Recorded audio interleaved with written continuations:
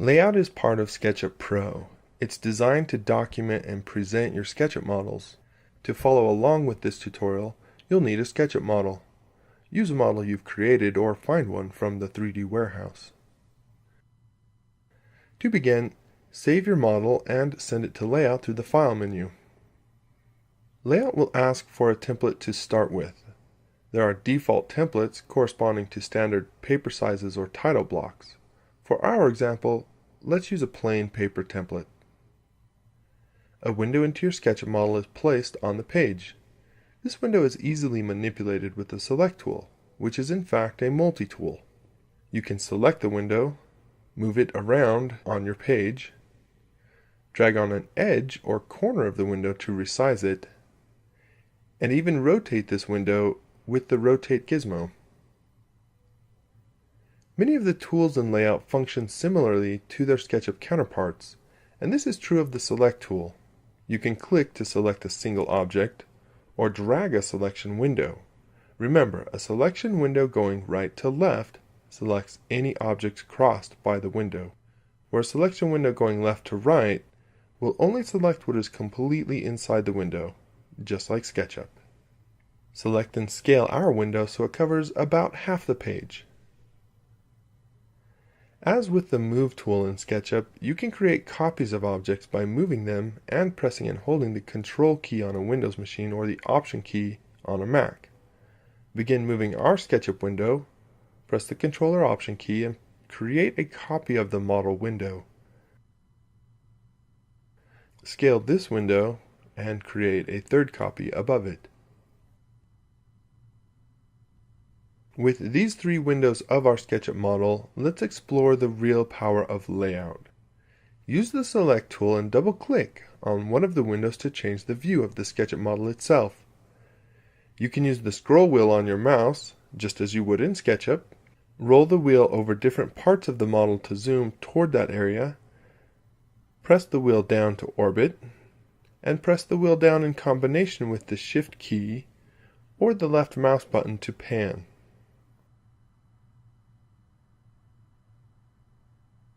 Try this on all three windows. Create a unique view of your SketchUp model for each window.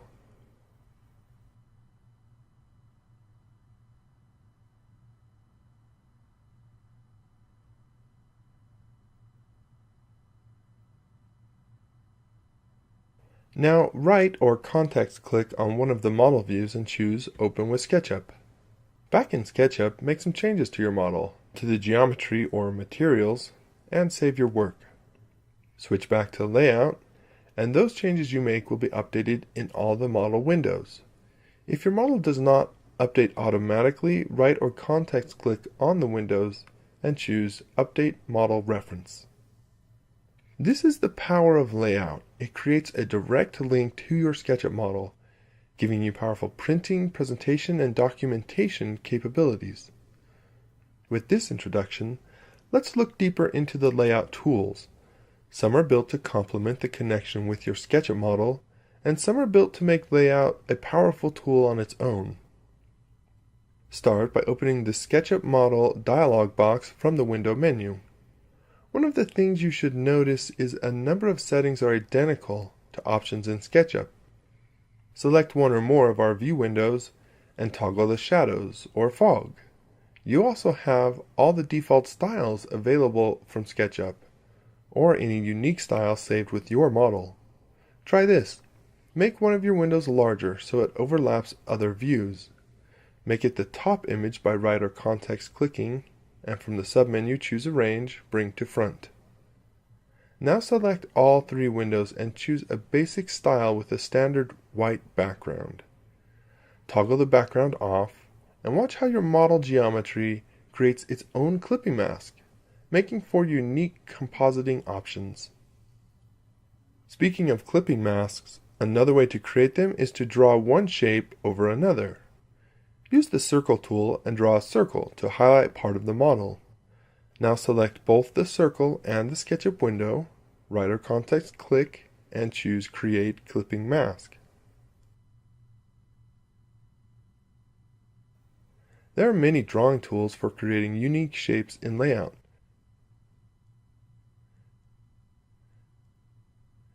Unlike SketchUp, overlapping or touching shapes do not automatically break. However, you can combine multiple shapes by using the Split tool to break edges and the Join tool to weld touching edges together. To control how these and other shapes look, open the Shape Style dialog box. Here you can change settings such as line weight and fill options. Play with these settings and note that you can select SketchUp windows as well. Also note, you can affect shapes you have already selected, or if nothing is selected, you can change the default settings for future shapes.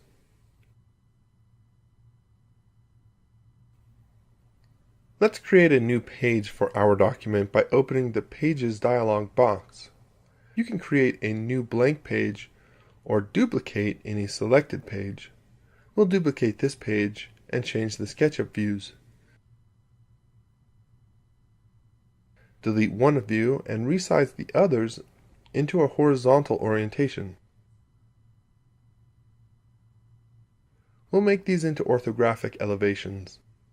Select one view, and using the SketchUp dialog box, pick a standard view from the front or side. Now select a scale that fits well on our page. You will likely need to edit this view using Pan to best position it. Repeat this process with our second view. Select it, choose an orthographic view, a scale, and position it on the page.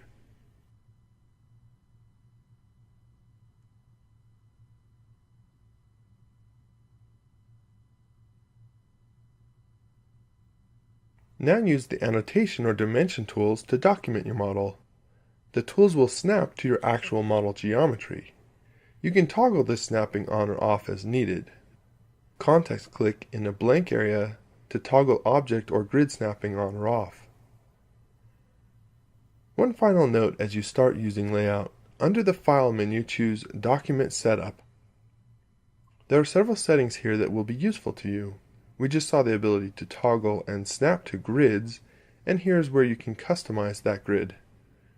You can also change the page size or default units. Under the Page tab is also the rendering resolution. This is important to keeping LayOut running smoothly. Keep the edit quality setting at medium or low to maximize the speed of LayOut while you are working. But when you are ready to export images or PDFs, your output quality can be set to medium or high for great results. There are many more features to LayOut that will help you work quickly and change how you share your SketchUp models. So continue exploring or look into more of our learning materials.